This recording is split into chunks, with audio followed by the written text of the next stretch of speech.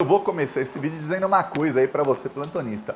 O Lula, o governo Lula, nunca precisou tanto de você como agora, viu? Porque os ataques ao Lula agora vindo da imprensa e do bolsonarismo vão ser cada vez maiores e a coisa vai piorar muito depois das eleições municipais. O bolsonarismo já colocou aí como prioridade o impeachment do Lula, ou seja, um golpe nos moldes do golpe contra a Dilma, logo para depois da eleição.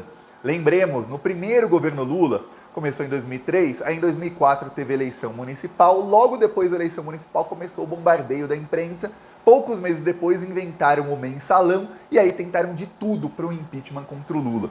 Pois bem, dessa vez eles têm maioria no Congresso. Para quem está aí reclamando, mas o Lula não articulou, essa semana foram várias derrotas. Olha, quase todas as derrotas do governo Lula foram por 320 votos. São apenas 20 a menos. São 342 para o impeachment, tá? 20 a menos do que para o impeachment. Para o impeachment do Lula ser aprovado, tá assim, ó.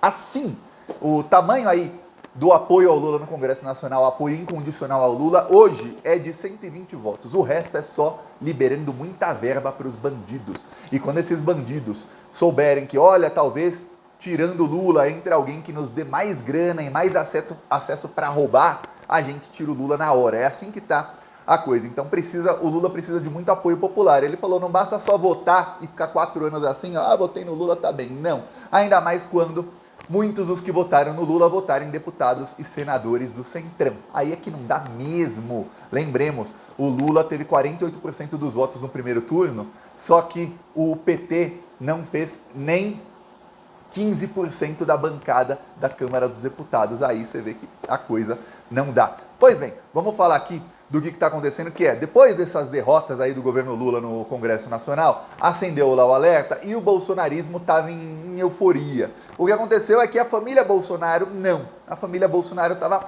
bem irritada por conta das traições do Tarcísio de Freitas. Eles perceberam que o Tarcísio começou a fazer aquele caminho do político neoliberal, aquele caminho que faziam os políticos do PSDB, que é o quê? Ir lá beijar a mão dos donos da Globo, beijar a mão do Luciano Huck, que também é assim com a cúpula da Globo, ir lá beijar a mão dos donos dos grandes bancos do Brasil, dos bilionários que controlam o Brasil. O próprio Bolsonaro fez isso em 2018, porém, esses aí não apoiaram o golpe do Bolsonaro e esses aí querem um novo bolsonarista. Eles querem um bolsonarismo sem Bolsonaro. O Bolsonaro fica de lado, de preferência preso para não ter chance nem dele falar abobrinha, e lá da prisão ele declarando apoio a alguém. Quando esse alguém for eleito, o Bolsonaro pode ser solto porque o apoio dele surtiu algum efeito. Esse é o plano aí de muita gente e o Bolsonaro está pé da vida agora sendo avisado desse plano.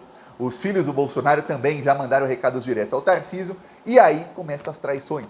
O André Mendonça, ministro terrivelmente evangélico indicado pelo Bolsonaro para o STF, na semana retrasada, ele já deu a primeira traição. Ele, junto com Cássio Nunes, os dois e os outros ministros todos do STF negaram o habeas corpus para o Bolsonaro. Ou seja, eles disseram ali, se prender o Bolsonaro, tem meu aval. Foi uma votação que terminou em 10-0. Só o Alexandre de Moraes não votou, se ele votasse seria 11-0. Ele não votou por quê? Porque quem vai decretar a prisão é ele. Então ele não vota pelo habeas corpus. Ele vai votar pelo habeas corpus quando a prisão já tiver sido feita, aí ele já nega o habeas corpus, aí manda para o plenário depois para que todo mundo negue. Mas no habeas corpus preventivo, aquele que é o relator do caso, que pode, talvez, decretar a prisão, não vota. Por isso foi 10-0. A coisa tá feia. Não foi a primeira traição aí do Cássio Nunes e do André Mendonça. Eu já tinha citado aqui que o Cássio Nunes também fez outras decisões aí contra o Bolsonaro. E eis que um dos vetos do Lula que foi derrubado aí, que a imprensa fala, derrota para o Lula. O que acontece é o seguinte, o Lula ele sabe que ele tem uma minoria no Congresso. Ele sabe que na hora de fazer sua parte, a esquerda não conseguiu fazer a maioria no Congresso. A gente conseguiu eleger o Lula numa mega frente ampla, mas exatamente, frente ampla. Muitos dos que votaram no Lula são de direita, de centro-direita, de direita neoliberal, tem gente até de direita neoliberal no governo Lula. E esses aí votarem parlamentares do centrão e da direita, que fecham com o bolsonarismo sempre que podem. E aí o que acontece? O Lula, por saber disso, ele sabe que ele ele tem que escolher a dedo as brigas dele no Congresso. E aí ele não pode sair liberando emenda para, saidinhas dos presos. É provado por vários estudos aí sociológicos, que os presos terem direito à saidinha. Saidinha é, o preso, ele, depois de um tempo, ele pode ali ir para o regime semiaberto, ele pode trabalhar fora, alguns podem passar aí o dia fora da prisão e voltam à noite, outros voltam no final de semana para a prisão, depende aí do regime. E tem também, podem também sair em algum feriado e tudo mais, desde que voltem. Tá, isso é provado que isso ajuda na ressocialização e que em lugares onde isso não acontece, a chance de um detento, quando é solto, acaba a pena dele, voltar a ser um criminoso é muito maior, muito maior. Então, até pensando em, olha, salvar verba depois para a polícia ter menos bandido para prender, ter menos lotação nos presídios e tudo mais, o importante é ressocializar sempre, né? Era melhor ter isso. Por isso o Lula vetou um projeto aprovado aí pelos bolsonaristas de saidinha. Derrubaram o veto do Lula com 322 votos. 20 a menos do que para o impeachment, tá bom? Só 20 a menos. A imprensa fala, saidinha é uma coisa extremamente impopular para o governo, por isso a imprensa aproveita para falar, olha, saidinha foi derrubada em derrota para o Lula. Seria uma derrota se o governo tivesse aí mexido os pauzinhos para tentar aprovar isso. Não fez, porque o Lula já decidiu. Pauta de costumes vai ser o que vocês votarem. Vocês não votaram nesse parlamento aí? Então, ó, se o parlamento aí, ó, agora pode clube de tiro ao lado de escola. Então, seus filhos aí, sobrinhos, netos, crianças, podem estar estudando e ao lado tá cheio de marmanjo armado, bolsominion armado, treinando tiro. Do lado de escola infantil. Qual o problema da criancinha lá de 6 anos de idade estar aprendendo a ler e lá no fundo, um monte de som de bala, de fuzil, nenhum para os bolsonaristas. O Lula, que ele diz, pô, eu vou brigar na pauta econômica. Na pauta aí de costumes, ó, a população não votou nesse Congresso? Eu vou fazer o quê? Não dá para eu comprar essa briga, porque votaram num Congresso muito ruim. Não é igual o Congresso eleito em 2002, em 2006, em 2010, e olha, nem igual ao Congresso de 2014, aquele que deu golpe na Dilma. Não.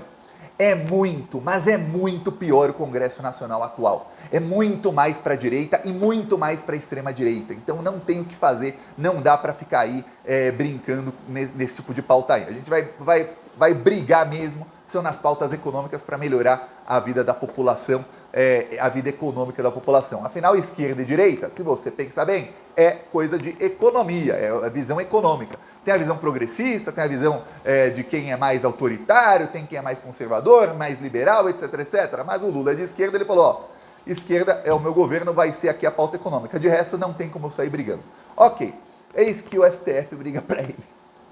E nesse caso, o André Mendonça.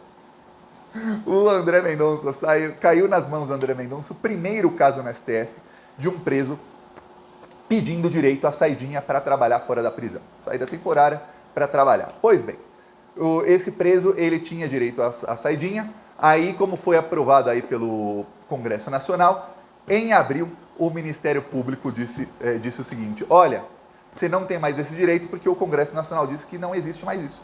Então, você tem que voltar para a prisão. O Tribunal de Justiça de Minas Gerais disse, o Congresso Nacional aprovou, tá valendo, você tem que voltar para a prisão, voltar, já estava preso, né? Mas você não vai mais poder sair, nem para trabalhar, nem para nada, nem para feriado, não interessa, não sai mais, fica na prisão. Pois bem, o preso recorreu, chegou ao Supremo Tribunal Federal e chegou nas mãos do André Mendonça no mesmo dia em que os bolsonaristas estavam comemorando que eles barraram as saidinhas e agora esses presos estarão fora das ruas, etc, etc. Pois bem, eis que o André Mendonça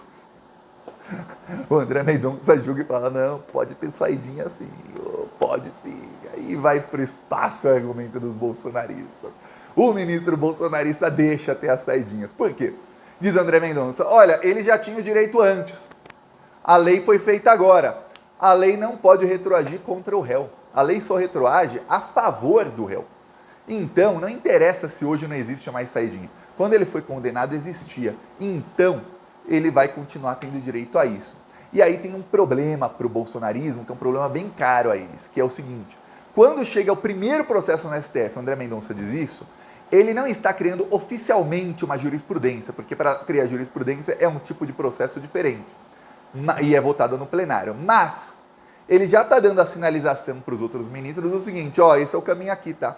Inclusive eu, mais conservador, mais fascista de todos, estou dizendo que o caminho é esse, tá? ele é preso, ele tem direito à ressocialização. Fim. Ou seja, isso quando chegar no STF, o que vai acontecer?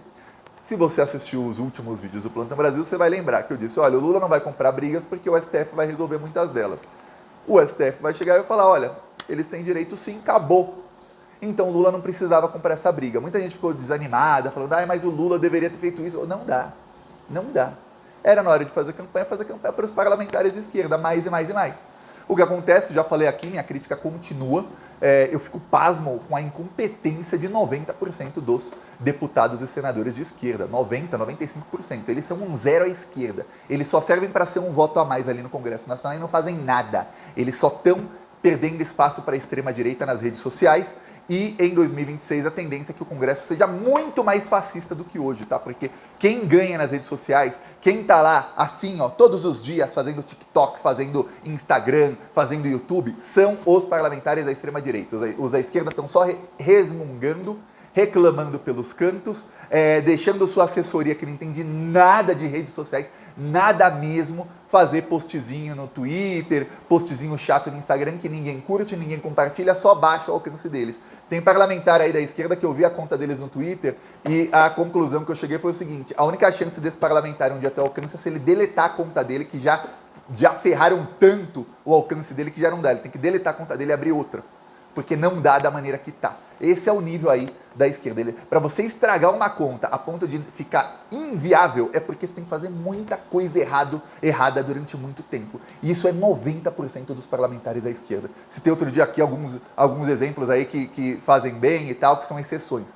De resto, todos aí são a regra. Então, o Lula já fala, essa briga aí eu não vou comprar. Só que o que acontece? Quando tem votação no Congresso Nacional e a esquerda vota contra, e a extrema-direita junto com o centrão e a direita neoliberal ganham, o que a mídia fala? Derrota para o Lula, derrota para o Lula, derrota para o Lula. E olha só, olha que matéria mais canalha do UOL. O governo tem